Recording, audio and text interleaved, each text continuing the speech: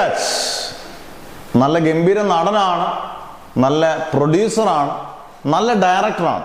എമ്പുരാൻ എന്ന് പറഞ്ഞ പടം ഇറങ്ങിയ ശേഷം ട്രോളി പൃഥ്വിരാജിനെ ഒരു മൂലയ്ക്കാക്കി. അതിനുശേഷം പൃഥ്വിരാജിന്റെ റിലീസ് ചെയ്ത സിനിമകൾ പോകത്തില്ല. ഇപ്പം വിലായത്ത് ബുദ്ധ പോലും OTT പോലും റിലീസ് ചെയ്തിട്ടില്ല, മേടിച്ചിട്ടില്ല. ഭയങ്കര നഷ്ടമായിരുന്നു.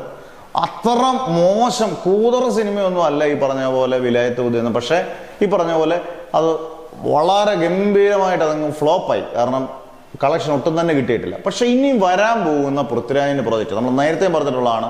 ഗംഭീര പ്രൊജക്റ്റുകൾ നല്ല ഒരു മിനിമം ഗ്യാരണ്ടി ഉണ്ട്. കാരണം ഇതിന്റെ സംവിധായകരെല്ലാവരും പുലിക്കുട്ടികളാണ്. അതിപ്പോൾ ഇന്ന് ട്രെയിലർ വന്ന ഐ നോബഡി എന്ന് പറഞ്ഞ പടം നിസാം ബഷീറാണ്. നിസാം ബഷീറിന്റെ ആദ്യത്തെ പടം കെട്ടിയോളന്റെ മാലാഖയാണ്. ആസിഫ് അലിയുടെ എനിക്ക് തോന്നുന്നു കരിയർ ബെസ്റ്റ് ഒരു പടമാണ്. നല്ല ഗംഭീര ആസിഫ് അലിക്ക് ഒരു ചേഞ്ച് കൊടുത്തൊരു പടമാണ്. റോഷാക്ക് ഗംഭീര സിനിമ, ഒരു വെസ്റ്റേൺ പടം കാണുന്ന രീതിയിൽ കാണുന്ന രസമായിട്ട് എടുത്തിട്ടുണ്ട്. ഗംഭീര മേക്കറാണ് ഈ നിസാം ബഷീർ. നിസാം ബഷീറിന്റെ ഇന്നത്തെ ട്രെയിലറിനകത്ത് ഒരു ആക്ഷൻ പാക്ഡ് നല്ലൊരു സസ്പെൻസ് ഒക്കെ നിർത്തുന്ന ഒരു പടമാണ് ഐ നോബഡി. പാർവതിയൊക്കെ അഭിനയിക്കുന്നുണ്ട്.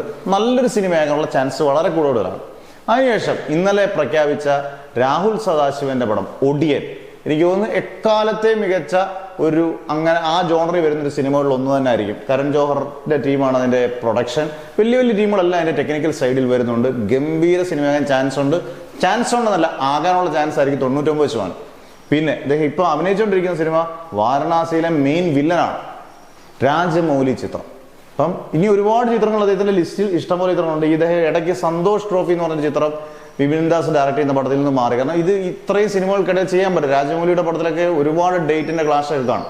എന്തായാലും ഈ 3 ചിത്രങ്ങൾ എടുത്താൽ തന്നെ പൃഥ്വിരാജിന്റെ കരിയർ പെട്ടെന്ന് തന്നെ ഇടിച്ചു കുത്തി കയറുക എന്നുള്ളത് സംശയം വേണ്ട. അന്നേരം നല്ല ഗംഭീര സെലക്ഷനാണ്. പിന്നെ ഡയറക്ഷനിൽ അടുത്ത ലൂസിഫറിന്റെ 3ാമത്തെ ഭാഗം ചെയ്യുമെന്ന് പറയുന്നത് അതിന് മുമ്പ് ഒരു ചെറിയ ചിത്രം ചെയ്യാൻ ചാൻസ് ഉണ്ടെന്നും പൃഥ്വിരാജ് ഒരു ഇന്റർവ്യൂ പറയുകയും ചെയ്തു. എന്തായാലും വരുന്ന ആളുകൾ പൃഥ്വിരാജ് കലക്കും എന്നുള്ളത് ഉറപ്പാണ്.